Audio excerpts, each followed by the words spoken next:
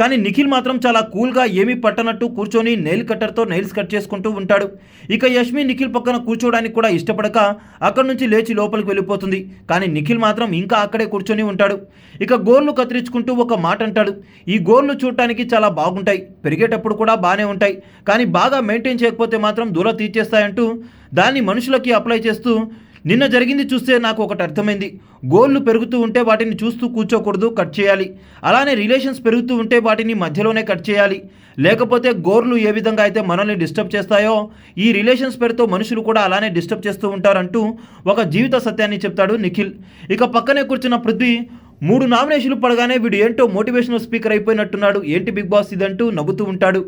ఇక పక్కనే జిమ్ చేస్తున్న టేస్టీ తేజ కూడా నిఖిల్ ఈ మాట చెప్పగానే ఏం చెప్పాబోయా అంటూ జిమ్ చేయడం కూడా ఆపేసి ఒక్కసారిగా మ్యాట్ పై పడుకుంటాడు. ఏది ఏమైనా నిన్నటి ఎపిసోడ్ నిఖిల్ని బాగా రాటు తెలిసిందని చెప్పవచ్చు బిగ్ బాస్ హౌస్లో.